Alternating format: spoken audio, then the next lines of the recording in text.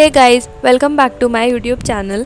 In this video, we are going to study about various approaches used in drug design. This video include about the drugs, its nomenclature, sources of drugs, prodrugs, drug design, drug discovery, and many more. Pharmacy. Pharmacy is a health science that links medical science with chemistry, and it is charged with the discovery, production, control, disposal, safe and effective use of drugs. The practice of pharmacy requires excellent knowledge of drugs, their mechanism of action, their side effects, interactions, mobility and toxicity. So students, जब हम pharmacy की बात करते हैं या फिर pharmaceutical science की बात करते हैं तो हमारा अल्टीमेट एम होता है द डिस्कवरी या फिर प्रोडक्शन ऑफ अ ड्रग, या तो discovery of a new drug या फिर formulation of the already existing drugs. Also एक और चीज़ इंक्लूडेड होती है जो होता है modification of the already existing drug. हमारे पास एक ड्रग है, अब हम उसकी ऑनसेट ऑफ एक्शन या फिर ड्यूरेशन ऑफ एक्शन, मतलब ऑनसेट ऑफ एक्शन हम उसका कम कर सकते हैं या फिर ड्यूरेशन ऑफ एक्शन हम उसका बढ़ा सकते हैं. तो इस तरह से उसमें मॉडिफिकेशंस करके हम अपनी ड्रग को better than the already existing one से बना सकते हैं. ठीक है, तो अब इसमें हमारा आ जाएगा production, control, disposal, safe, effective use of drug, जिसमें हम एक ड्रग का जो कि हमारी रिसर्च या फिर न्यूली फाउंड ड्रग है उसमें हम क्या क्या पढ़ेंगे about it's mechanism of action, कि वो हमारी कौन से बॉडी पार्ट में, कौन से रिसेप्टर्स में कहाँ जाकर एक्ट कर रहा है जो कि वो हमें डिज़ायर्ड थेरेप्यूटिक एक्शन शो कर रहा है. ऑल्सो साइड इफ़ेक्ट्स, यानी कि जो उसका मेन फार्माकोलॉजिकल एक्शन है उसके अलावा what are the effects that it is showing. वो फार्मास्यूटिकल इफ़ेक्ट मतलब वो उसके साइड इफ़ेक्ट जो है they may be adverse also and they may be side effects also, यानी कि they may be hazardous as well as they might be not effecting, कि बस हाँ ठीक है थोड़ा हेडेक हो गया फिर इचिंग हो गई, but they are not that deadly और इतना ज़्यादा इफेक्ट नहीं कर रहे हैं. तो there is a difference. Next is the interactions with the body of parts or the body fluids as well as the interaction with two existing drug molecules, ये भी हम इसमें पढ़ते हैं. and also the mobility and toxicity of drug. Now what is a drug? A drug is a chemical substance which is used in the treatment, cure, prevention or diagnosis of a disease or used to otherwise enhance physical or mental well-being. Drug एक ऐसा chemical substance है जो कि हमें laboratory synthesis से भी मिल सकता है या फिर हमें नेचुरल सोर्स से भी मिल सकता है. अब अगर हमें नेचुरल सोर्स से मिला है तो फिर हम उसको अल्टीमेटली लेबोरेटरी में उसकी सिंथेसिस करेंगे या फिर उसको यूजेबल फॉर्म में कन्वर्ट करेंगे.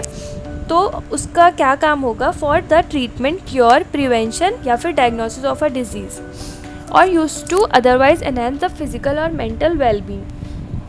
इसमें हमारे आ जाते हैं कि जो हमारे विटामिन सप्लीमेंट्स, प्रोटीन सप्लीमेंट्स होते हैं वो भी इसमें आ जाएंगे in the form of drug, या फिर उसके अलावा हमारी जो मेडिकेशंस होंगे वो इसमें आ जाएंगे.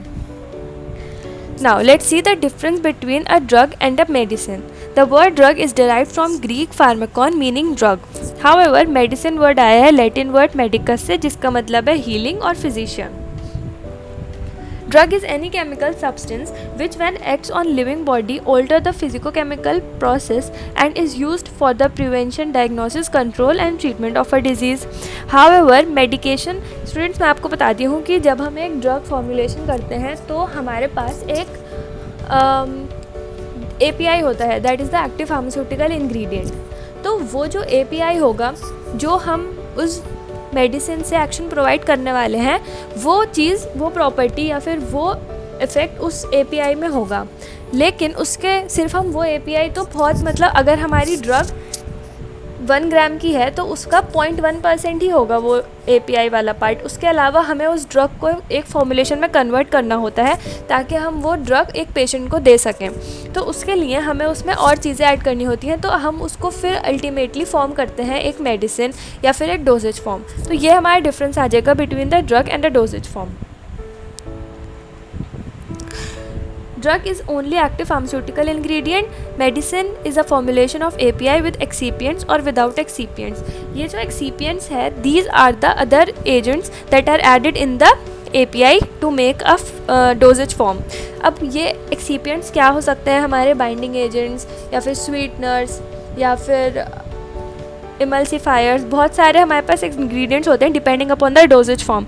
अगर टैबलेट है तो हम डिफरेंट एक्सीपिएंट्स यूज़ करेंगे, सिरप है तो अलग एक्सीपिएंट्स यूज़ करेंगे, इंजेक्शन है तो अलग यूज़ करेंगे, तो it depend upon the doses form. Now, drug has no appropriate dosage form and dose. Medicine has an appropriate dosage form and dose. वही drug हमारी एक dosage form में convert होकर form करेगी medicine.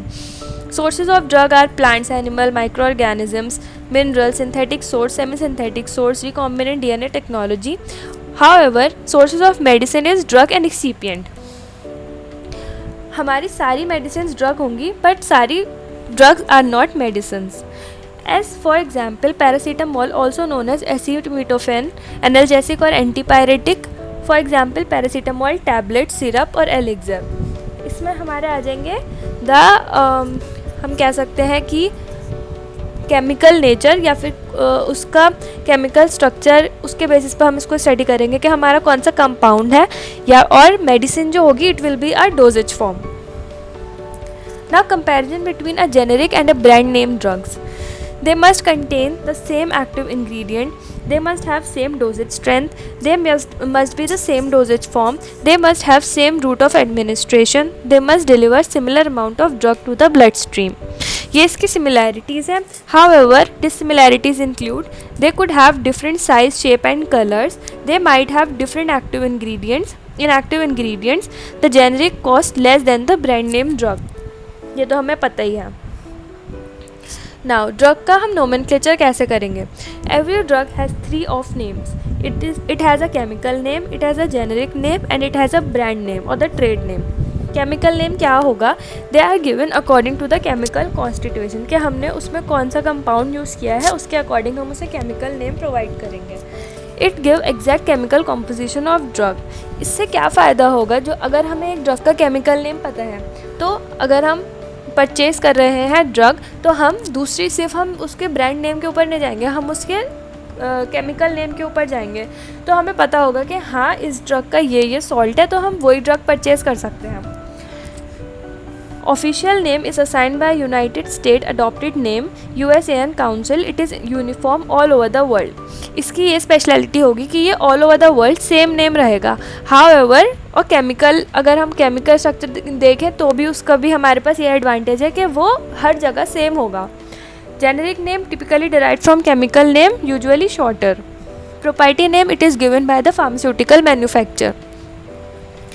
अब जैसे हम टैबलेट खाते हैं डोलो, तो उसका जो डोलो है वो उसका कंपनी का नेम है. हाउएवर अगर उसका हम ब्रांड वो देखें केमिकल नेम तो it is just a paracetamol. तो ये आ जाएगा इसका बीच का difference. Now trade name registered by manufacturer. It has a trademark symbol. It can only be used by single manufacturer. Some same drug may have several trade names.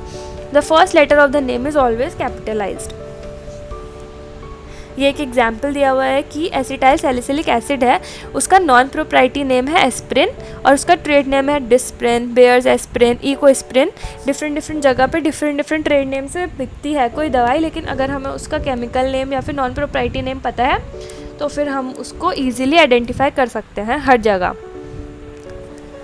Now the source of drugs. या तो there are 2 source of drugs, या तो हमें वो lab में मिलेगा या फिर naturally it is obtained. So naturally we can get it through plant, animal, microorganisms or minerals, and synthetic source include semi-synthetic and synthetic. Now history of drug discovery. Pre-1919 herbal drugs and serendipitous discoveries occurred. In 1920s and 30s vitamins and vaccines were discovered. 1940s we had antibiotic era and research and development boost due to World War II.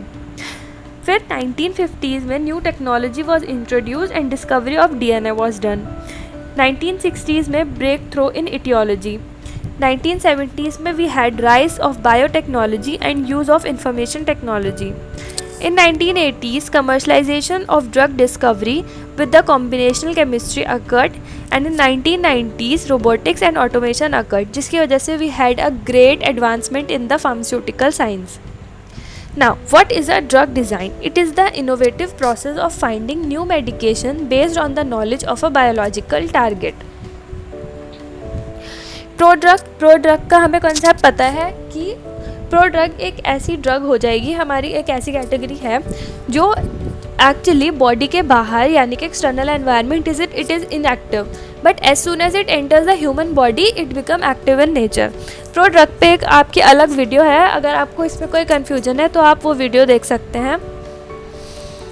Now drug design में ये sources हैं हमारे,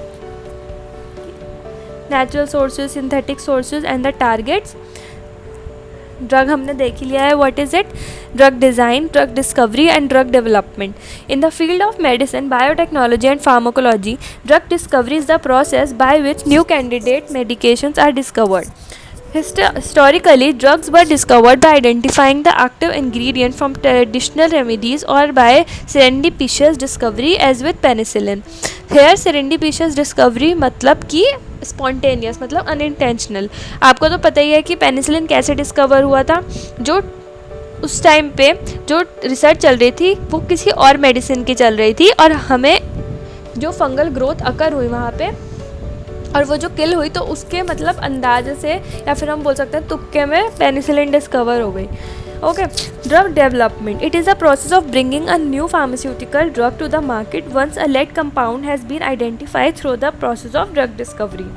अब हमें एक drug discovery से हमें एक ड्रग तो मिल गई, लेकिन अब हम उसे वहाँ थोड़ी ना रोक सकते हैं। अब हमें उसे पूरा उसका कंटिन्यूएशन प्रोसीजर करना है और उसे डेवलप करना है ताकि हम उसे मार्केट में लेकर जा सकें। तो it all comes under the drug development.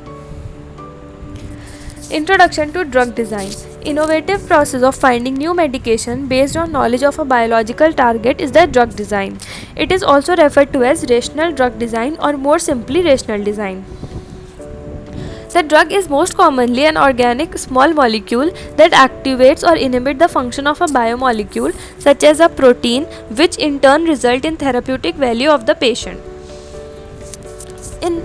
In the most basic sense, drug design involves the design of small molecules that are complementary in shape and charged to the biomolecular target which they interact, therefore will bind to it. It is really meant by drug design is ligand design, although modeling techniques for prediction of binding affinity are reasonably successful. There are many other properties such as bioavailability, metabolic half-life, lack of side effects, etc. that first must be optimized before a ligand become a safe and efficacious drug. हमें raw form में हम उसे drug जिसको हम ligand बोल रहे हैं, हमें उस लिगेंड को before converting to a proper dosage form और अ प्रॉपर मेडिसिन, हमें सिर्फ ये एनालाइज नहीं करना है कि उसका फार्मास्यूटिकल एक्शन क्या है, बल्कि उसके साथ साथ हमें ये भी आइडेंटिफाई करना है कि वो सेफ़ है, एफिशिएंट है, या फिर वो अपने थेरेप्यूटिक एक्शन के साथ कोई ऐसा इफेक्ट तो शो नहीं कर रही है जो कि हज़ार्डियस है फॉर ह्यूमन हेल्थ। ये सारी चीज़ें हमें कंसीडर करनी होती हैं during the drug design. Drug molecule or the ligand, it is the smallest particle of a substance that retains the chemical identity of the substance. It is composed of two or more atoms held together by chemical bonds. Although molecules are highly variable in terms of structure, they may be organized into relations on the basis of certain groupings of atoms called as functional groups. A functional group is a gathering or a cluster of atoms that generally reacts in the same way regardless of the molecule in which it is located. For example, a carboxylic acid functional group generally imparts property of acidity to any molecule in which it is inserted. It is the presence of functional group that determines the chemical and physical property of family of molecules. A center of reactivity is a molecule is a functional group. अगर हम functional group मतलब जो basic drug molecules हैं, तो हम उसके अगर structure की बात करें तो इसमें ये दिया हुआ है कि जो हमारा फंक्शनल ग्रुप होगा वो उस ड्रग की जो एक्टिविटी होगा उसे डिफाइन करेगा। छोटा सा एग्जांपल है कि जिस स्ट्रक्चर में अगर कार्बोक्सिलिक एसिड प्रेजेंट है तो मोस्ट प्रोबेबली उसके ज़्यादा से ज़्यादा चांसेस हैं कि वो एसिडिटी शो करे ग्रुप में। तो this is about the drug molecules. Basic principles of drug design. A drug molecule possesses one or more functional group positioned in three-dimensional space or structural framework that holds the functional group in a defined geometrical area that enables the molecule to bind specifically a target biological micromolecule, the receptor. The structure of drug molecule hence permit a desired biological response which should be beneficial and which ideally produces binding to other untargeted receptors and thereby minimizing the probability of toxicity. The framework upon which the functional groups are displaced is a hydrocarbon structure and is usually chemically inert so that it do not participate in binding process. The structural framework should be relatively rigid and groups is not flexible in its geometry and thus preventing the drug from interacting with untargeted receptors by altering the molecular shape. A drug molecule must have additional properties beyond the capacity to bind to a defined receptor site to be successful in countering a disease process. It must be able to withstand the journey from its point of administration until it finally reaches the receptor sites deep within the organism. ये basic principle हैं जो हमें follow करने हैं during the designing of a drug. Different stages of drug design में we will have a choose a disease, choose a drug target, identify a bioassay, find a lead compound, isolate and purify the lead compound if necessary, determine the structure of lead compound, identify structure activity relationship, identify the pharmacophore, improve target interactions. सबसे पहले हम क्या करेंगे, सबसे पहले हम देखेंगे कि ये जो हमारे पास ड्रग मॉइटी है ये कौन सी डिज़ीज़ पे इफ़ेक्ट हो रहा है. ठीक है, उसके बाद हम वो ड्रग टारगेट चूज़ करेंगे. फिर हम उसका बायो ऐसे करेंगे कि हाँ ये ड्रग है, ये एनिमल्स पे अगर हम उसको जब दे रहे हैं तो उसका ये फार्माकोलॉजिकल एक्शन आ रहा है, ये सब हम उसका बायो ऐसे में आ जाएगा. फिर हम उसका लेड कंपाउंड आइडेंटिफाई करेंगे. फिर हम उस लेड कंपाउंड को आइसोलेट और प्योरीफाई करेंगे. फिर हम डिटरमाइन करेंगे उस लेड कंपाउंड का स्ट्रक्चर और हम फिर उसके देखेंगे structure activity relationship. Structure activity relationship में क्या आ जाएगा, स्ट्रक्चर एक्टिविटी रिलेशनशिप में एक कोई भी कंपाउंड का स्ट्रक्चर है, अगर हम उसके फंक्शनल ग्रुप्स या फिर उसके अदर सब्स्टिट्यूशंस जब हम हटाएंगे या फिर उसमें कोई दूसरा सब्स्टिट्यूशन ऐड करेंगे तो उसका इफ़ेक्ट उसके फार्माकोलॉजिकल एक्शन पर क्या शो होगा, ये आ जाएगा हमारा स्ट्रक्चर एक्टिविटी रिलेशनशिप में. इसके पीछे बहुत बहुत बहुत लंबी रिसर्चेस होती हैं जो कि मतलब बोलना भी हम खुद भी आइडिया नहीं लगा सकते कि इसे कितना टाइम लग सकता है. इसलिए जो रिसर्च है ये अपने आप में एक बहुत लंबा प्रोसीजर है. उसके बाद we will be identifying the pharmacophore and we will be improve the targeted interactions. Focused area of research में we have metabolic, gastrointestinal, inflammatory, immune related, oncology, cancer, respiratory, CVS, cardiovascular system and blood, musculoskeletal, infectious diseases and neurological. This is the drug discovery process that I have already told stepwise, in which सबसे पहले क्या होगा, देखिए target identification करेंगे हम कि हमें कौन से टारगेट को अफेक्ट करना है, कौन सी डिज़ीज़ को हमें टारगेट करना है. ठीक है, उसके बाद टारगेट क्वालिफिकेशन वैलिडेशन करेंगे. फिर हम लेड आइडेंटिफिकेशन करेंगे कि हमारा कौन सा ड्रग का हमें मॉलिक्यूल लेना है, कंसीडर करना है और उससे हमें ड्रग डिज़ाइनिंग करनी है. ठीक है, फिर उसके बाद हम पहुँचेंगे प्री क्लिनिकल डेवलपमेंट. अब सिर्फ एक ड्रग को एक डोजेज फॉर्म या फिर उसकी रिसर्च काफ़ी नहीं हो जाएगी. जब हमने एक ड्रग आइडेंटिफाई कर ली है, उसकी रिसर्च कर ली है, तो फिर उसके बाद हमारा मेन चीज़ स्टार्ट होती है कि उसकी trials, pre clinical trials and clinical trials. तो जो ट्रायल्स होते हैं they can be divided into 2 parts. First is the pre clinical trial. इसमें क्या होगा, हम जो एनिमल्स हैं जिनका मॉर्फोलॉजी थोड़ी थोड़ी ह्यूमन से रिजेंबल करती है, उनके ऊपर हम ये ड्रग्स ट्राई करेंगे और फिर हम उनके ऊपर देखेंगे कि इसका एक्शन क्या होगा. मतलब कि पहले हम उनमें वो डिज़ीज़ इंड्यूस करेंगे और फिर उसके बाद हम देखेंगे कि उस ड्रग का उस पर एक्शन क्या शो हो रहा है. अगर वो एक्शन प्री क्लिनिकल ट्रायल में पास हो जाता है तो फिर हम क्लिनिकल ट्रायल पे मूव करेंगे. क्लिनिकल ट्रायल में हमारा आ जाएगा the trial of a drug on human beings. फिर और ये कोई आसान काम नहीं है, इसमें मतलब बहुत ज़्यादा केयरफुल रहना पड़ेगा. और क्लिनिकल ट्रायल की और प्री क्लिनिकल ट्रायल की अपने आप में बहुत सारी स्टेजेस हैं. जैसे क्लिनिकल ट्रायल पे जब हम पहुँचे तो फिर उसमें हम सबसे पहले बहुत first phase, second phase, third phase and fourth phase, तो हम सबसे पहले 5-10 लोगों पे करेंगे. फिर हमें दिखा कि हाँ चलो इट इज़ सक्सेसफुल, तो फिर हम आगे बढ़ के 50 to 100 लोगों पे करेंगे. फिर उसके बाद हम 500 लोगों पे करेंगे. फिर उसके बाद हम इसको मार्केट लेवल में एनालाइज करेंगे. तो कुछ ईयर्स तक तो ये अंडर ऑब्जर्वेशन ही रहेगा कि इसका क्या क्या इफ़ेक्ट है ह्यूमंस पर. ठीक है, फिर उसके बाद ये ड्रग कम्प्लीटली डिस्कवर हो जाएगी और फिर मार्केट में कम्प्लीटली स्टार्ट हो जाएगी. ये है हमारा ड्रग डिस्कवरी प्रोसेस. जितना आसान ये कहने में स्टेप्स लग रहा है, एक्चुअली अगर हम इसको इम्प्लीमेंट करते हैं तो it takes years of hard work for a drug to come into a market and a lot of investment also. कोई मतलब बहुत ज़्यादा पैसे भी यूज़ होते हैं अगर हम कोई ड्रग की डिस्कवरी करना चाहते हैं तो। Now, drug design can be achieved by exploration of a lead compound, which involve the research of new lead or exploitation of existing leads to produce more effective compounds with less toxicity than the original lead compound. इसके 4 basic methods हैं: ligand based drug design, structure based drug design, rational drug design and computer assisted drug design. ये हमारा दिया हुआ है ligand based and structure based, जिसमें आ जाएगी फार्माकोफोर मॉडलिंग, जिसमें हमारे पास होगा virtual screening, lead optimisation, de novo drug design and target identification. Type of drug design ये उसी की एक्सप्लेनेशन है। Now ligand based, it relies on knowledge of other molecules that bind to the biological target of interest. These are the molecules may be used to derive a pharmacophore model that defines the minimum necessary structural characteristics a molecule must possess in order to bind to the target. In other words, a model of biological target must be built based on the knowledge of what it binds to, and this model in turn may be used to design new molecular entities that interact with the target.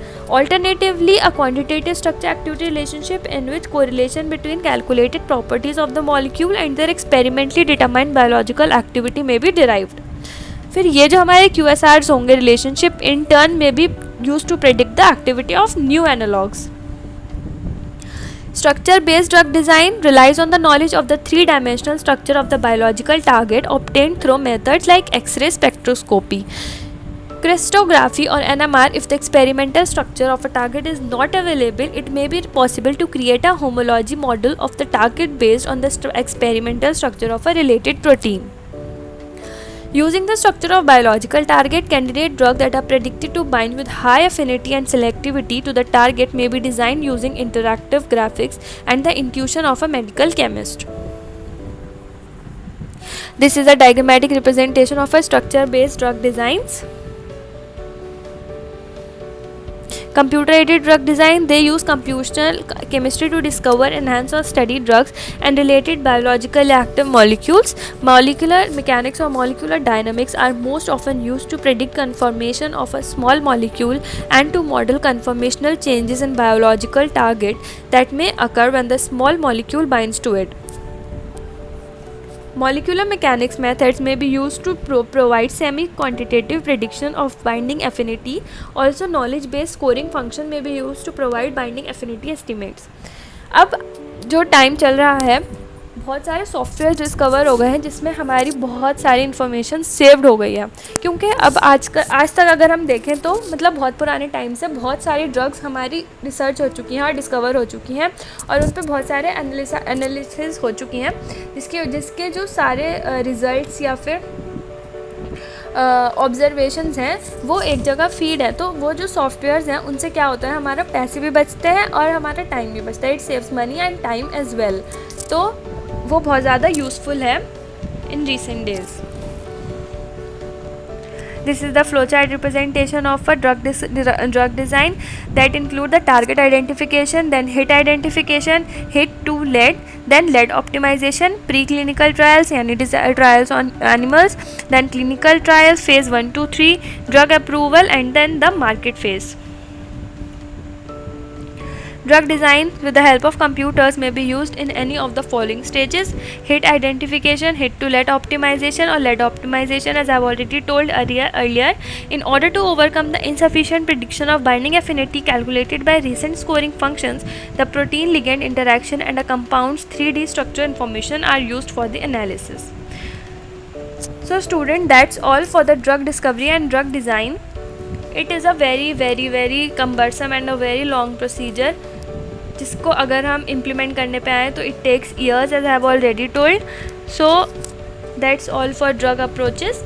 Hope you understood. Do like, share and subscribe. Thank you.